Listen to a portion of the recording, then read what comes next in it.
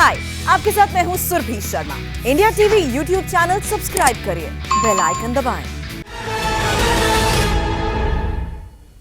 तो बंगाल के चुनावी रण में प्रधानमंत्री मोदी की एंट्री हो गई है। आपको बता दें कि 7 फरवरी को प्रधानमंत्री मोदी ने ब्रिगेड में रैली की थी। उसके बाद प्रधानमंत्री मोदी की ये पहली रैली हो रही है। प्रधानमंत्री मोदी मंच पर पहुंच चुके हैं पुरुलिया में। और पुरुलिया आपको बता दें कि यहां पर जो इलाका है, यहां पर हिंदू जो जनसंख्या है सबसे ज्यादा है, करीब 81% यहां पर हिंदू है। इसके अलावा यहां पर दूसरे की बात करते हो 10-12% हुआ आते हैं। यहाँ पर मुस्लिम आबादी भी करीब 7% से ज्यादा है। तो ऐसे में इस इलाके में बीजेपी की जबरदस्त नजर है, क्योंकि 2019 में जो चुनाव हुए तो उसमें बहुत अच्छा इन्होंने किया था। लेकिन 2016 में टीएमसी ने यहाँ पर बाजी मारी थी और 9 में से 7 सीटें जीती थी, 2 गई थी कांग्रेस के खाते में। लेकिन इस बार बीजेपी को पूरी उम्मीद है कि इस इलाके में, जंगल महल के इस इलाके में वो जरूर अपनी धाक जमा पाएगी और यहाँ पर वोटर्स का मन जीतकर वो जो 9 की 9 सीटें हैं अपने खाते में ला सकती है। कोशिश होगी 9 से 9 सीटें इन लोग जीत लें। प्रधानमंत्री मोदी का लंबे वक्त से इंतजार किया जा रहा था। और अगर यहाँ पर सीटों की बात करते हैं तो यहाँ पर एक बड़ी तादाद जो है शेड्यूल कास्ट और शेड्यूल ट्राइब्स कम्युनिटी की है। 2 यहाँ पर सीटें एससी की पड़ती हैं और 2 सीटें यहाँ पर एसटी की पड़ती हैं। 5 यहाँ पर जनरल सीटें हैं। और यहाँ पर प्रधानमंत्री मोदी जो तमाम यहाँ के उम्मीदवार हैं, महिलाएं आई हैं, उनका सम्मान कर रहे हैं शॉल देकर। आदिवासी इलाका है और इसीलिए यहाँ पर जो डेवलपमेंट है उसको लेकर लगातार लोग यहाँ पर मांग करते रहे हैं। और लोगों की कोशिश ये है कि इस बार अगर यहाँ पर बीजेपी की सरकार बनती है तो लोगों को ये उम्मीद है कि प्रधानमंत्री मोदी जो लगातार वादे कर रहे हैं वो पूरा करेंगे और पुरुलिया में जो उन्नति उनको देखनी है, जो तरक्की उनको देखनी है, वो देखने को मिलेगी। हालांकि ममता बनर्जी ने भी इन इलाकों में जाकर लोगों से वादा किया था कि वो यहाँ पर डेवलपमेंट करेंगी।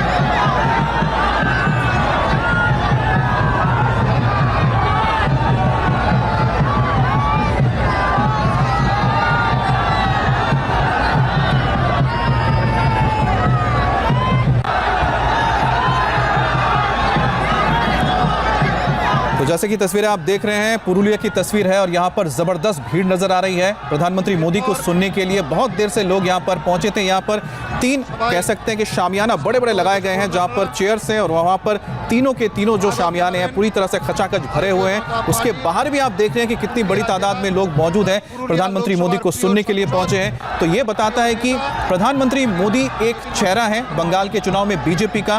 और खास तौर पर वो इलाके जैसे कि पुरुलिया का इलाका हो गया या फिर झारग्राम मेदिनीपुर का इलाका हो गया, इन इलाकों में बीजेपी ने अच्छा परफॉर्म किया था 2019 में। और एक बार फिर से उम्मीद यही की जा रही है कि प्रधानमंत्री मोदी के नाम से, उनके चेहरे से बीजेपी 2021 में बंगाल के विधानसभा चुनाव में जीत हासिल कर सकती है और यहां पर बीजेपी की सरकार बन सकती है। इसीलिए प्रधानमंत्री मोदी लगातार आज वो रैली कर रहे हैं यहाँ पर। इसके अलावा 20 को फिर से होगी। इसके बाद अलावा 24 तक प्रधानमंत्री मोदी और 3-4 लगातार बंगाल में रैली करेंगे। उपस्थित হয়েছেন ভারতবর্ষের এই শুধু নয়, সারা পৃথিবীর সবথেকে লোকপ্রিয় নেতাকে এই জঙ্গল মহলের পুণ্যভূমি পুরুলিয়াতে আমি স্বাগত জানাচ্ছি।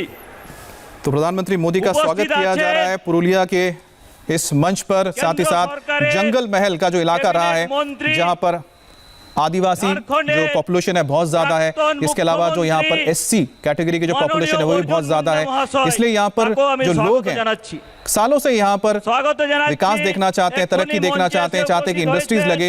लोग ये चाहते हैं कि यहाँ पर उनको अगर इंडस्ट्रीज मिलती है तो उनको बाहर नहीं जाना पड़ेगा। बड़ी तादाद में लोग यहाँ से बाहर नौकरी के लिए जाना पड़ता है, रोजगार के लिए जाना पड़ता है।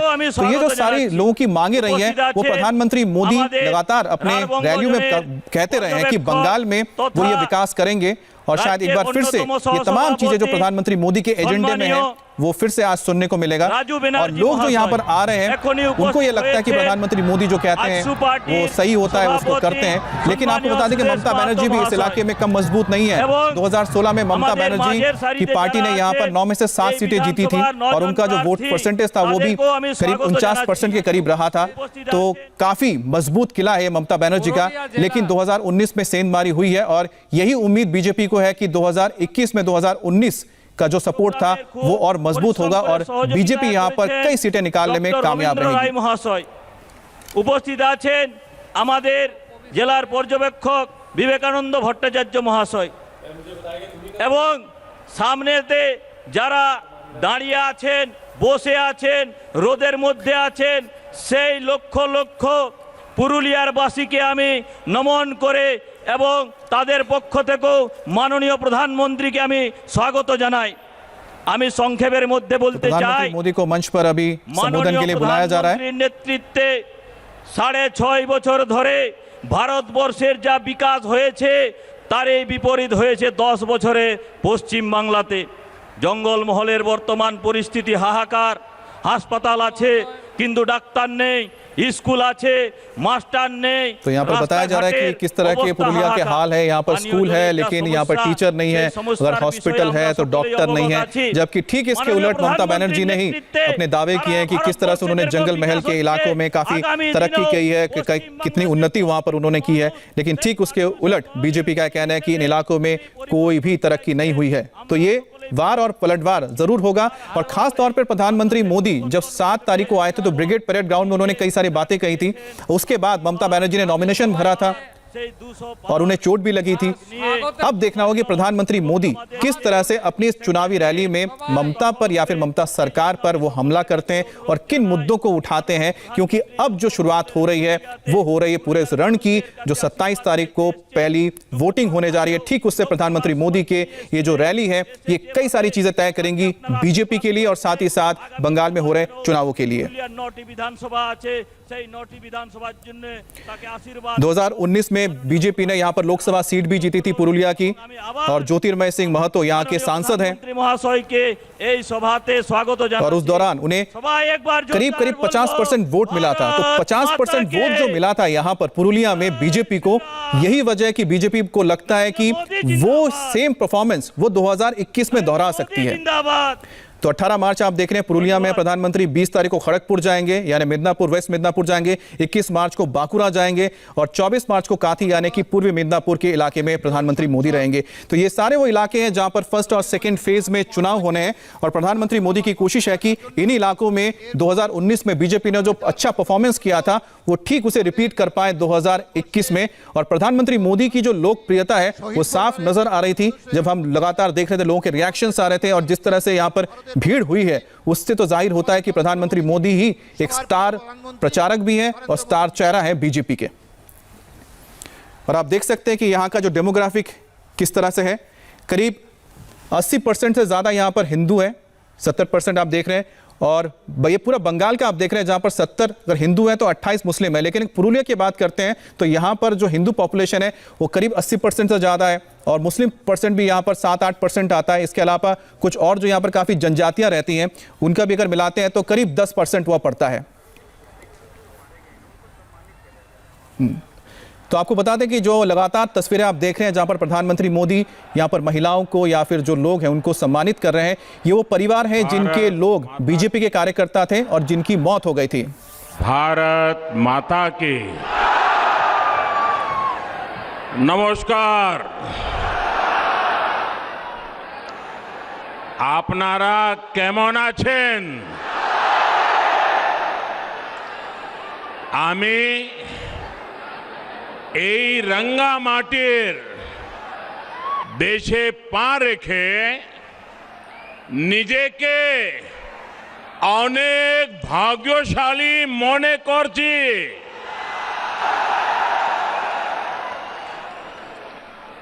मेरे लिए तो प्रधानमंत्री मोदी ने अभी कहा कि वो रांगा माटी यानी कि लाल मिट्टी के प्रदेश में आए हैं और वो अपने आप को बहुत गर्वित महसूस कर रहे हैं। देश आजादी का अमृतोत्सव मना रहा है, तब मैं जंगल महल की इस पवित्र धरती पर आने का मुझे सौभाग्य मिला है। ऋषि निवारण चंद्र, मानभूम केसरी अतुल चंद्र घोष, मानभूम जननी लावण्या प्रभा घोष की इस कर्म भूमि को मेरा शत शत प्रणाम। भगवान बिरसा मुंडा, सिद्धू कान्हा, पंडित रघुनाथ मुर्मू, अनेक वीर ऐसे राष्ट्र नायकों को मैं आज आदरपूर्वक नमन करता हूं उन महापुरुषों को वंदन करता हूं। ये धरती भगवान राम और मां सीता के वनवास की भी साक्षी रही है। ये ऐसी धरती है जहां अयोध्या पर्वत है, सीता कुंड है। इतना ही नहीं, अयोध्या नाम से ग्राम पंचायत भी है। कहते हैं कि वनवास के दौरान जब मां सीता को प्यास लगी थी तो राम जी ने जमीन पर बाण मारकर पानी की धारा निकाल दी थी। सोचिए, तब पुरलिया में भूजल की क्या स्थिति रही होगी। और ये विडंबना है कि आज पुरलिया में पानी का संकट ये बहुत बड़ी समस्या है। यहां के किसानों को, मेरे आदिवासी वनवासी भाई बहनों को इतना पानी भी नहीं मिलता कि वो सही से खेती कर सकें। यहां की महिलाओं को पीने के पानी के इंतजाम के लिए बहुत दूर तक पैदल चलकर जाना पड़ता है।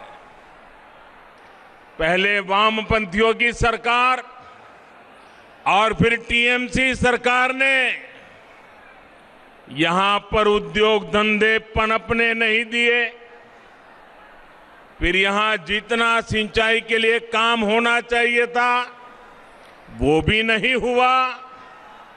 कम पानी की वजह से पशुओं को पालने में जो दिक्कत होती है वो भी मैं भली भांति जानता हूं। खेती किसानी को अपने हाल पर छोड़कर टीएमसी सरकार सिर्फ अपने खेल में ही लगी रही। इन लोगों ने पुरलिया को दिया है जल संकट से भरा जीवन। इन लोगों ने पुरलिया को दिया है पलायन। इन लोगों ने पुरलिया के गरीबों को दिया है भेदभाव भरा शासन। इन लोगों ने पुरलिया की पहचान बनाई है देश के सबसे पिछड़े क्षेत्र के रूप में। ये लोग कैसे काम करते हैं इसका बहुत बड़ा उदाहरण है Purulia piped water supply project. 8 साल हो गए, ये अब तक अधूरा पड़ा है। साहेब बांध सरोवर की स्थिति भी आपके सामने है। यहां के किसानों को, यहां के लोगों को इसका जवाब कौन देगा दीदी?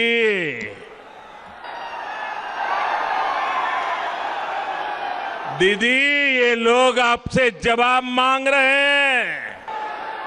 जवाब मांग रहे हो कि नहीं मांग रहे हो? दीदी ने जवाब देना चाहिए कि नहीं देना चाहिए? दीदी ने अपना काम का हिसाब देना चाहिए कि नहीं देना चाहिए? अरे दीदी, बोछोरेर पोर बोछोर धरे एकटा सेतुओ तैरी করতে পারলো না তৃণমূল। এখন বলছে উন্নয়নের কথা। और इसलिए आज मैं पुरुलिया के लोगों को, पूरे जगलमहल क्षेत्र के लोगों को विश्वास दिलाने के लिए आया हूं। बंगाल में भाजपा सरकार बनने के बाद आपकी इन दिक्कतों को प्राथमिकता के आधार पर दूर किया जाएगा। जब बंगाल में डबल इंजन की सरकार बनेगी, एक दिल्ली का इंजन और दूसरा बंगाल का इंजन, जब डबल इंजन की सरकार बनेगी तो यहां विकास भी होगा और आपका जीवन भी आसान बनेगा। यहां पुरुलिया में तो टूरिज्म की भी इतनी संभावना है, यहां पर हैंडीक्राफ्ट का इतना बेहतरीन काम होता है, इन सभी को बढ़ावा दिया जाएगा। भाई और बहनों, इस क्षेत्र जैसा ही जल संकट देश के अन्य क्षेत्रों में भी रहा है। जहां जहां भाजपा को सेवा करने का मौका मिला, भाजपा सरकारों ने वहां सैकड़ों किलोमीटर लंबी पाइपलाइनें बिछाई, हजारों तालाब बनवाए और आज इन क्षेत्रों में पानी का संकट तेजी से दूर हो रहा है।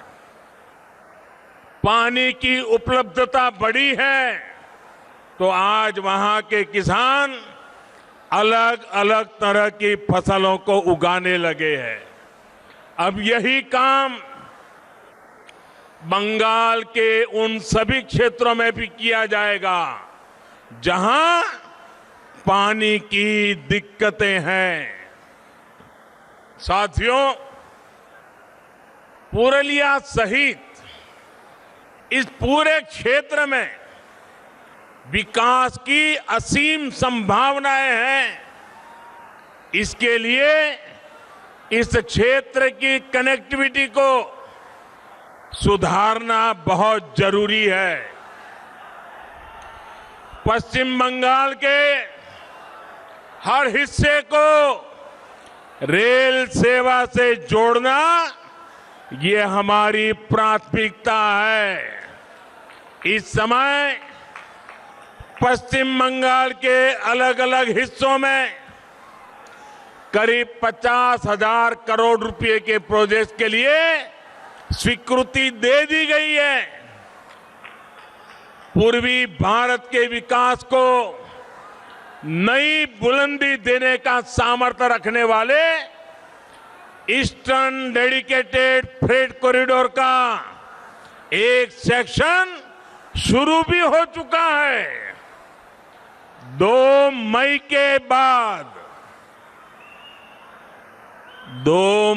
के बाद यहां जब भाजपा सरकार बनेगी तो पश्चिम बंगाल में जो डानकुनी तक का सेक्शन है उस पर भी तेजी से काम शुरू कर दिया जाएगा।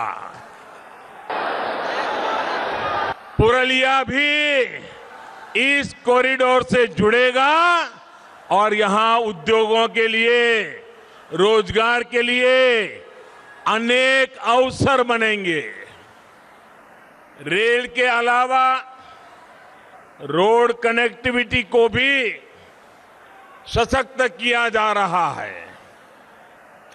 इस वर्ष के केंद्र सरकार के बजट में पश्चिम बंगाल में हाईवे का सिस्टम मजबूत करने के लिए हजारों करोड़ रुपयों की भी विशेष व्यवस्था की गई है। साथियों, 2 मई के बाद जब यहां भाजपा सरकार बनेगी तो पुरुलिया सहित इस पूरे क्षेत्र में ऐसी व्यवस्थाएं बनाई जाएगी ताकि लोगों को पलायन के लिए मजबूर न होना पड़े।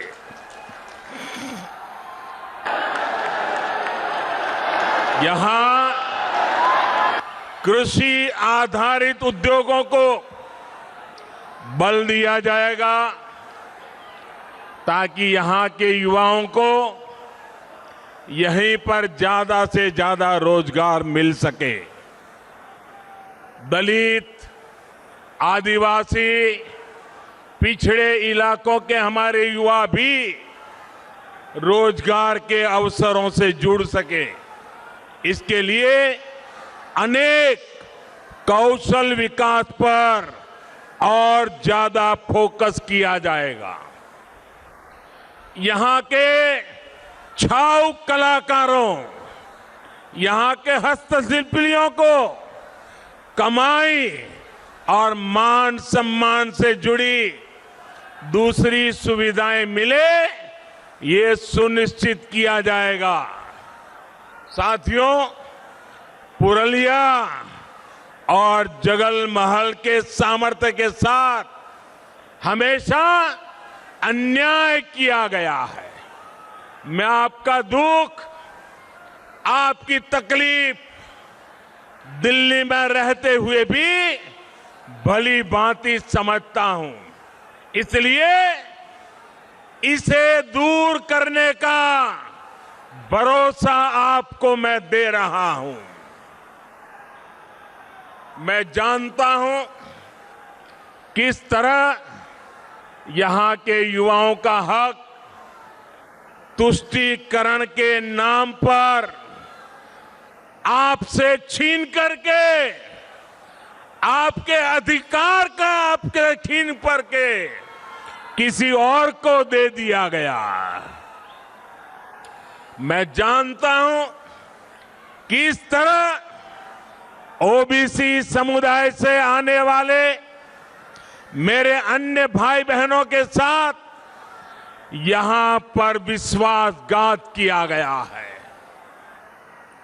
मां माटी मानुष की बात करने वाली दीदी को अगर दलितों, पिछड़ों, आदिवासियों, वनवासियों के प्रति ममता होती तो वो ऐसा कभी नहीं करती। यहां तो दीदी की निर्मम सरकार ने माओवादियों की एक नई नस्ल बना दी है जो टीएमसी के माध्यम से गरीबों का पैसा लूटती है, गरीबों के हकों को लूटती है। पूरा बंगाल जानता है, कोयला माफिया, बालू माफिया, इन लोगों को किसका संरक्षण मिला हुआ है? अपने राजनीतिक लाभ के लिए दीदी की सरकार माओवादी हिंसा को भी बढ़ावा देती है और इन सब का नुकसान उठाना पड़ता है आपको, मेरे गरीब भाइयों बहनों को, मेरे नौजवानों को, मेरी माताओं बहनों को, यहां की महिलाओं को, यहां के बच्चों को। और इसलिए आज बंगाल की जनता कह रही है, आज बंगाल की जनता कह रही है, एक एक बंगाली कह रहा है, अत्याचार अनेक करेছো दीदी,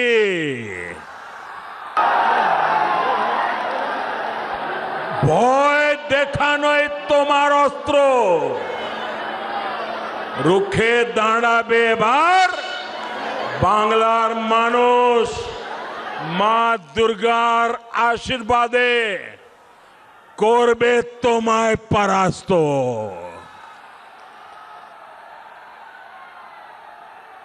भाई और बहनों, आपका ये उत्साह दिखा रहा है कि टीएमसी की पराजय तय है। तय है ना? तय है ना? इस बार बंगाल में सिंडिकेट वालों की पराजय होगी। इस बार बंगाल के चुनाव में कटमनी वालों की पराजय होगी। इस बार बंगाल के चुनाव में तोलबाजों की पराजय होगी। पश्चिम बंगाल में टीएमसी के दिन अब गिनती के ही रह गए हैं और ये बात ममता दीदी भी अच्छी तरह समझ रही है और इसलिए वो कह रही है खेला होवे, खेला होवे। जब जनता की सेवा की प्रतिबद्धता हो, जब बंगाल के विकास के लिए दिन रात एक करने का संकल्प हो, तो दीदी खेला नहीं खेला जाता, दीदी खेला नहीं खेला जाता। और इसलिए दीदी बोले खेला होवे, बीजेपी बोले चाकरी होवे। दीदी बोले खेला होवे, बीजेपी बोले विकास होवे। दीदी बोले खेला होवे, बीजेपी बोले शिक्षा होवे। दीदी बोले खेला होवे, बीजेपी बोले महिला देर उत्थान होवे। दीदी बोले खेला होवे, बीजेपी बोले যুব শক্তির সম্পূর্ণ বিকাশ হবে। দিদি বলেন খেলা হবে, বিজেপি বলে সবার পাকা বাড়ি হবে। দিদি বলেন খেলা হবে, বিজেপি বলে প্রত্যেক ঘরে কল হবে আর কলে পরিষ্কার জল হবে। দিদি বলেন খেলা হবে, বিজেপি বলে গ্রামে গ্রামে জন সুবিধা হবে। দিদি বলেন খেলা হবে, বিজেপি বলে হাসপাতাল হবে। দিদি বলেন খেলা হবে, বিজেপি বলে স্কুল হবে। দিদি স্কুল হবে। দিদি ও দিদি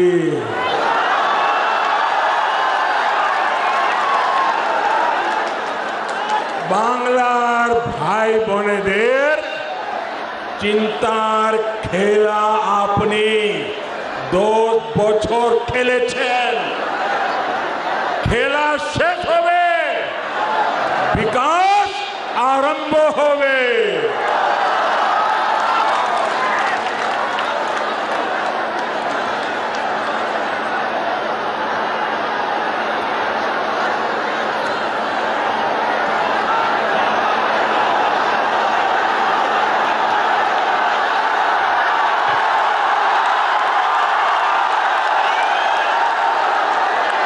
आपका ये प्यार, आपका ये आशीर्वाद,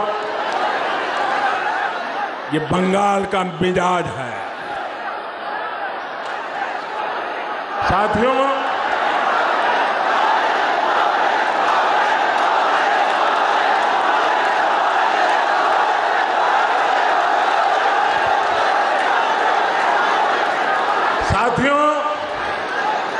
दीदी को बंगाल के लोगों के हितों से ज्यादा खेल की चिंता पड़ी है।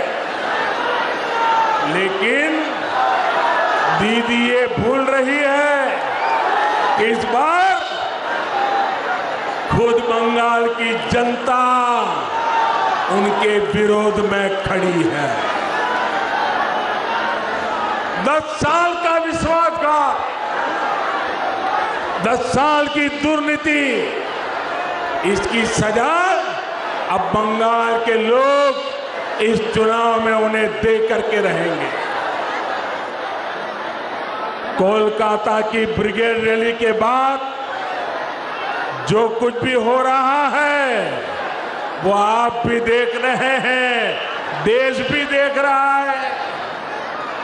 10 साल के तुष्टीकरण के बाद लोगों पर लाठियां, डंडे चलवाने के बाद अब ममता दीदी अचानक बदली सी दिख रही है। ये हृदय परिवर्तन नहीं है, ये हारने का डर है। ये बंगाल की जनता की नाराजगी है जो दीदी से सब कुछ करवा रही है। दीदी आप ये सब करते रहिए, हर तरह से खेलते रहिए, लेकिन ये मत भूलिए कि बंगाल की जनता की याददाश्त बहुत तेज होती है। बंगाल की जनता को याद है कि गाड़ी से उतरकर आपने कितने लोगों को डांटा फटकारा और पुलिस को कह रहे थे पकड़ो, जेल में डाल दो। तुष्टीकरण के लिए आपकी हर कार्रवाई बंगाल के लोगों को याद है। साथियों, आपको याद है ना, दीदी के सारे कारनामे याद है ना, बंगाल की जनता को याद है जब आपने देश की सेना पर तख्ता पलट की कोशिश का आरोप लगाया। जब पुलवामा हमला हुआ तो आप किसके साथ खड़ी थी, ये भी बंगाल के लोग भूले नहीं हैं। साथियों, 2-3 दिन पहले दिल्ली की एक अदालत ने एक बहुत बड़ा फैसला सुनाया। ये फैसला बाटला हाउस एनकाउंटर से जुड़ा है।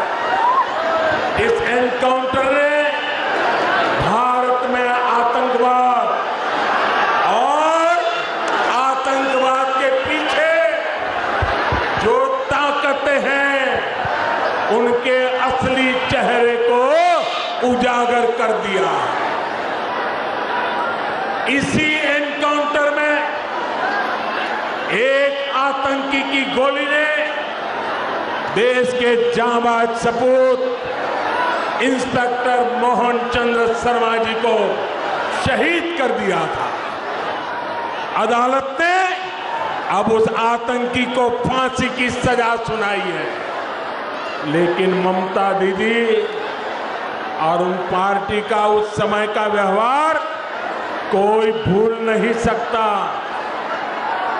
ये लोग उस समय आतंकवादियों के साथ खड़े थे, एनकाउंटर पर सवाल खड़े कर रहे थे।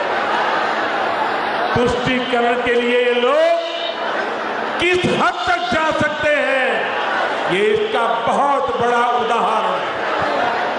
बंगाल में घुसपैठ को हवा देने के पीछे भी वजह एक ही है, तुष्टीकरण, वोट बैंक की सियासत। देश को वंदे मातरम का पाठ पढ़ाने वाली इस पवित्र धरती पर दीदी के इस व्यवहार की उम्मीद किसी को नहीं थी। इसलिए बंगाल के लोग बहुत पहले से मन बना चुके हैं। बंगाल के लोग बहुत पहले से कह रहे हैं लोकसभा में टीएमसी हाफ और इस बार पूरी साफ।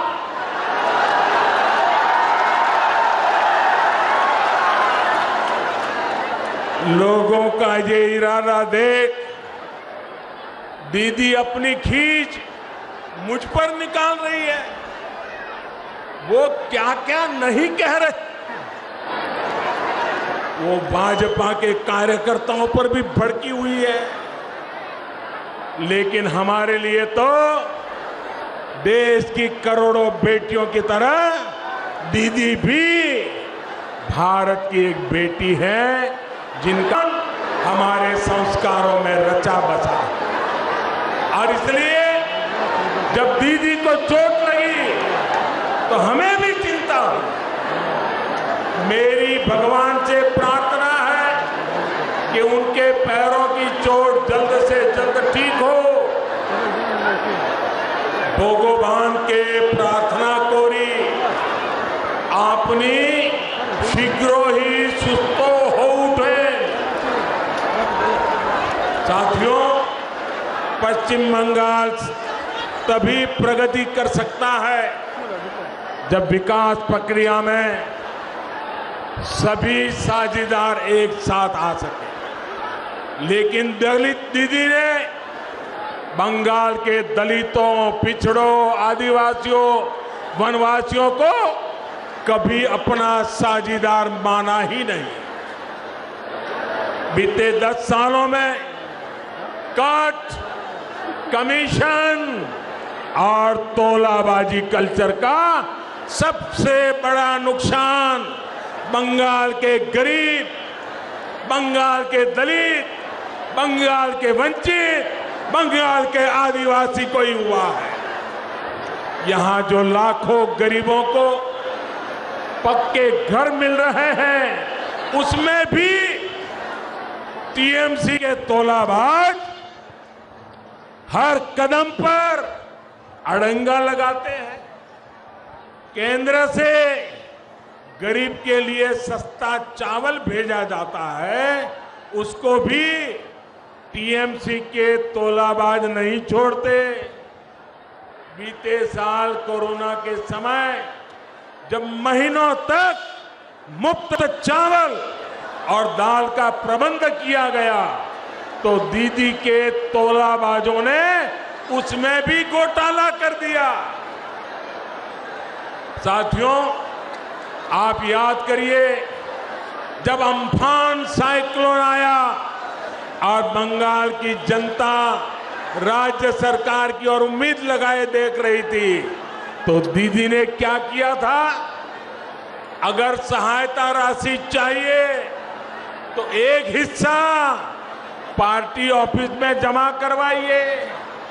अगर नुकसान न भी हुआ हो तो भी आपको सहायता राशि मिल सकती है, बल्कि एक ही शर्त है, पहले पार्टी ऑफिस में पैसे जमा करके आ जाइए। जरा सोचिए, ऐसी आपदा में भी टीएमसी की कटमनी चलती रही।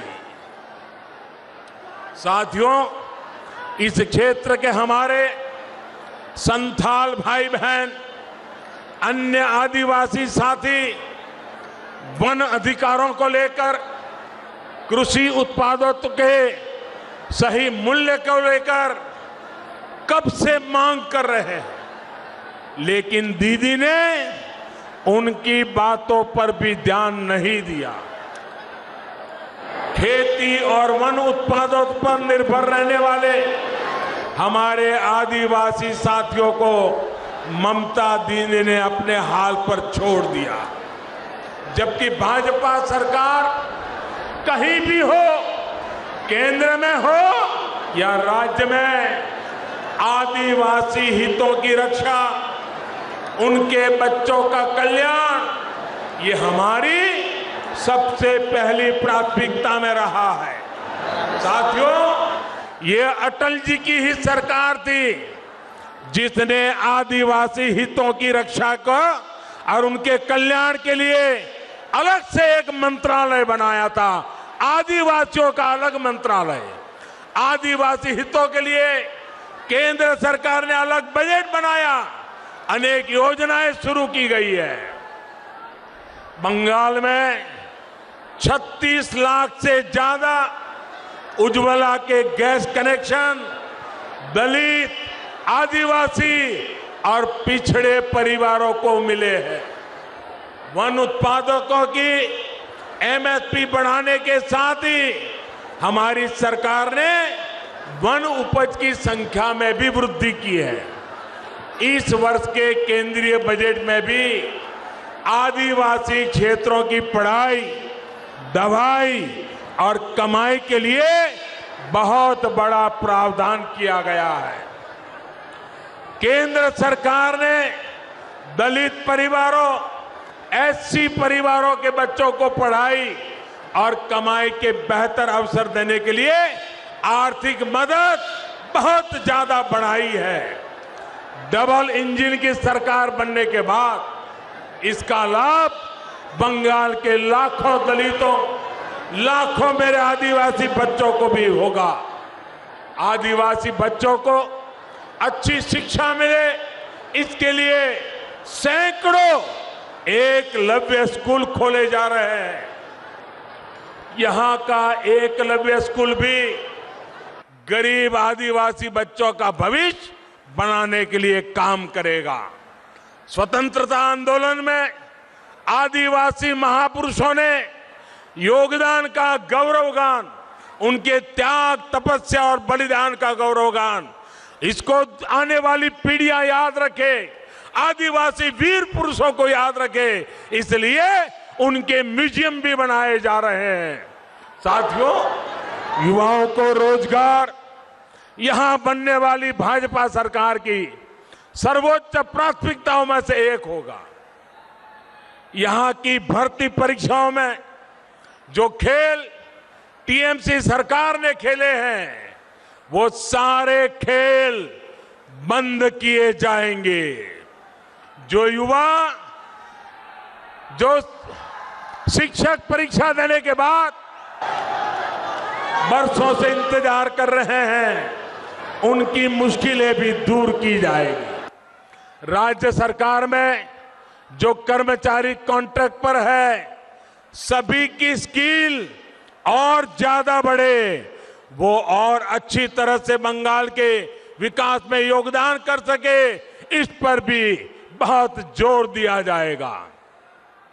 राज्य सरकार के जो बाकी कर्मचारी हैं, उन्हें भी ममता सरकार द्वारा अनेक सुविधाओं और मानदेयों से वंचित रखा गया है। भाजपा सरकार में ये सारी विसंगतियां दूर की जाएगी। साथियों, भाजपा की केंद्र सरकार की नीति है डीबीटी। डीबीटी यानी डायरेक्ट बेनिफिट ट्रांसफर। पश्चिम बंगाल में दीदी सरकार की नीति है टीएमसी, यानी ट्रांसफर माय कमीशन। हम डीबीटी वाले हैं जो डायरेक्ट बेनिफिट ट्रांसफर की बात करते हैं, वो टीएमसी ट्रांसफर माय कमीशन में ही डूबे हुए। यहां आयुष्मान योजना क्यों नहीं लागू हुई? क्योंकि ट्रांसफर माय कमीशन नहीं हो पाया। यहां किसानों के बैंक खातों में हजारों रुपए जाने से क्यों रोक दिया गया? क्योंकि ट्रांसफर माय कमीशन नहीं हो पाया। अब आप ही बताइए साथियों, पश्चिम बंगाल में भाजपा सरकार चाहिए कि नहीं चाहिए? पश्चिम बंगाल का विकास चाहिए कि नहीं चाहिए? पश्चिम बंगाल के नौजवानों का भविष्य चाहिए कि नहीं चाहिए? पश्चिम बंगाल आदिवासियों को हक मिलना चाहिए कि नहीं मिलना चाहिए? पश्चिम बंगाल की माताओं बहनों को सम्मान मिलना चाहिए कि नहीं मिलना चाहिए? बस आपका यही जोश हर सिंडिकेट, हर टोला बाज का होश उड़ा रहा है। और इसलिए दीदी को आपके जनधन बैंक खातों से डर लगता है। बंगाल में खुले करोड़ों जनधन खाते, आपका हक आपको ही मिले इसकी गारंटी है।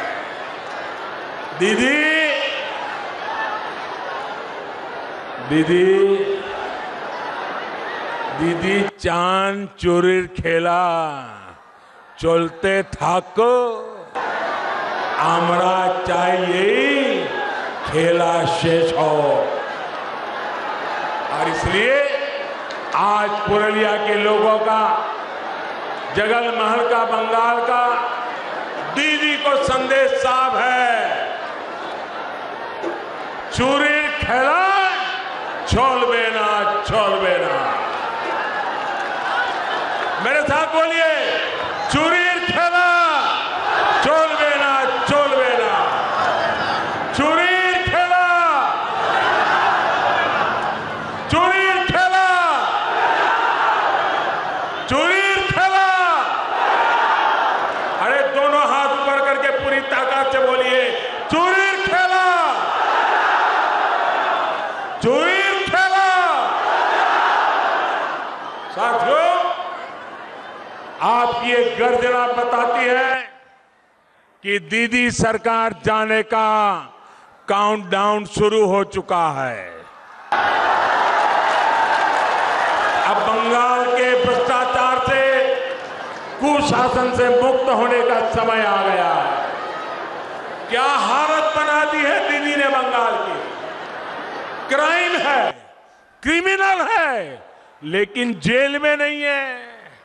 माफिया है, घुसपैठिए हैं, लेकिन खुलेआम घूम रहे हैं।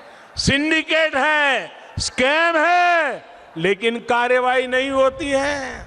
साथियों, आज मुझे वो परिवार आशीर्वाद देने आए हैं जिन्होंने दीदी के अत्याचारों को सहा है। किसी ने अपने को खोया है, परिवार के लोग शहीद हो गए हैं। ये पुरुलिया के वो परिवार है जिन्हें दीदी के विरोध की सजा दी गई, फांसी पर लटका दिया गया। इनके परिवार के नौजवानों को फांसी पर लटका दिया गया, गोलियां मार करके निर्ममता से हत्या कर दी गई। खुलेआम ये धमकी दी गई कि बीजेपी का साथ दोगे तो यही होगा। ये किस तरह का राज चला रही हैं आप दीदी। अभी कल रात ही 24 उत्तर परगना में कई जगहों पर बमबाजी हुई है, बम फेंके गए हैं, बीजेपी कार्यकर्ताओं को निशाना बनाया गया है। ये स्थिति ठीक नहीं है। ये बदले की, ये हिंसा, ये अत्याचार, ये माफिया राज और नहीं चलेगा। मैं स्थानीय प्रशासन से भी कहूंगा, बंगाल की पुलिस से आग्रह करूंगा, संविधान को सर्वोपरि रखें, लोकतंत्र को सर्वोपरि रखें।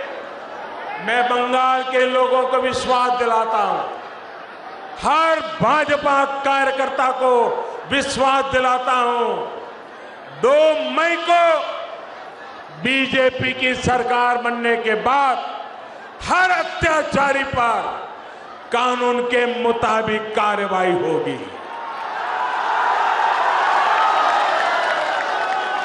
बीजेपी की सरकार में कानून का राज फिर से स्थापित किया जाएगा।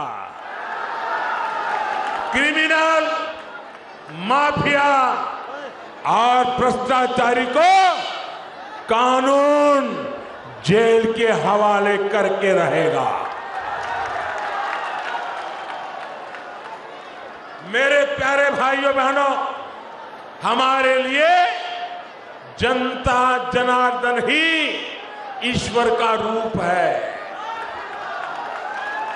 130 करोड़ देशवासी यही हमारे परमात्मा है। उनकी प्रतिष्ठा, उनका पराक्रम, उनकी सेवा के लिए हम जी जान से जुटे हैं। हम रामकृष्ण परमहंस की सीख को जीवन में उतारने वाले रामकृष्ण परमहंस देव ने कहा था, जीव में ही शिव को देखो। हम जीव में ही शिव को देख करके 130 करोड़ देवता रूप देशवासियों की सेवा करने में लगे हुए हैं। हम सबको मिलकर गुरुदेव रविंद्रनाथ ठाकुर, नेताजी सुभाष चंद्र बोस, स्वामी विवेकानंद जैसे महान व्यक्तित्वों के सपनों को, उन सपनों को साकार करते हुए सोनार बांग्ला का फिर से निर्माण करना है। वो सोनार बांग्ला जहां बंगाल के स्वर्णिम गौरव का समावेश होगा और आत्मनिर्भर का सामर्थ्य होगा। वो सोनार बांग्ला जहां हर गरीब, मजदूर, आदिवासी, किसान भाई बंधु एक सम्मानित जीवन जिए। वो सोनार बांग्ला जहां की मां, बहन, बेटी सब सुरक्षित और भय मुक्त रहे। वो सोनार बांग्ला जहां के युवाओं के पास शिक्षा और रोजगार के भरपूर अवसर हो। वो सोनार बांग्ला जहां उद्योगों की कोई कमी न हो। वो सोनार बांग्ला जहां तौलाबाजी, कटमनी, सिंडिकेट जैसे भ्रष्टाचार के लिए कोई जगह न हो। वो सोनार बांग्ला जहां गुंडे, अपराधी, उग्रवादियों की जगह जेल में हो, सड़कों पर न हो। वो सोनार बांग्ला जहां सबके पास एक आवास हो, हर घर सब जाल पहुंचे, आयुष्मान भारत का साथ रहे। आज पूरा बंगाल हमारी भारतीय जनता पार्टी के साथ मिलकर इसी सोनार बांग्ला के पुनर्निर्माण के लिए संकल्पबद्ध है। मैं देख रहा हूं बंगाल की यह धरती सोनार बांग्ला का अब और इंतजार नहीं कर सकती। इसलिए अब यह तय हो गया है 2 मई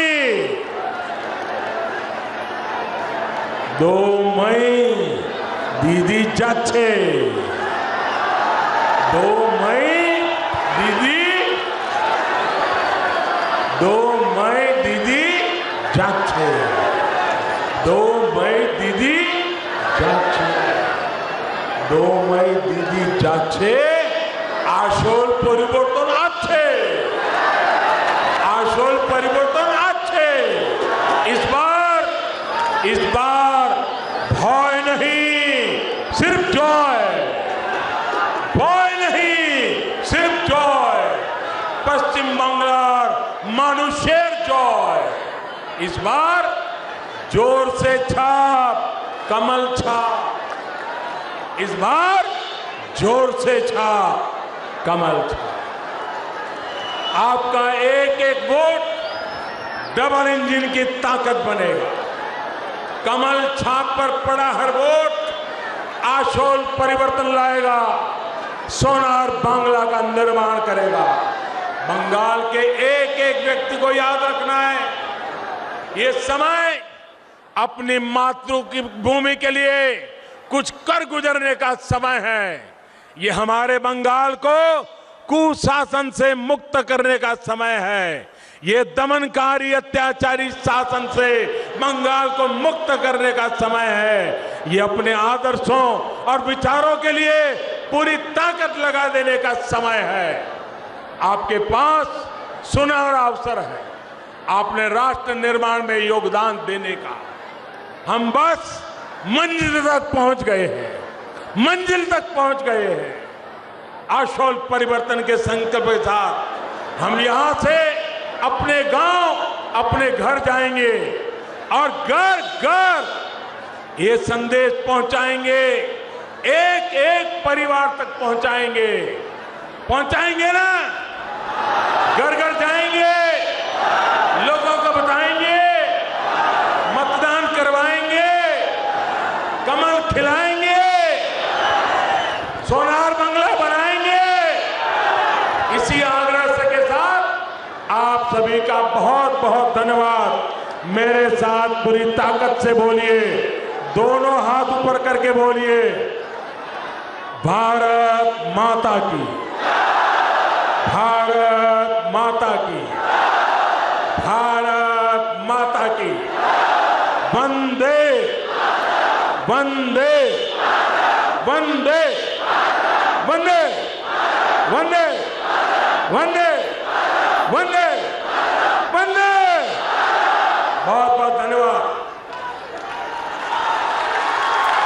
तो आपने सुना प्रधानमंत्री मोदी को। प्रधानमंत्री मोदी ने पुरुलिया की रैली से ममता बनर्जी को सीधे जवाब भी दिया है और कुछ सवाल भी किए हैं।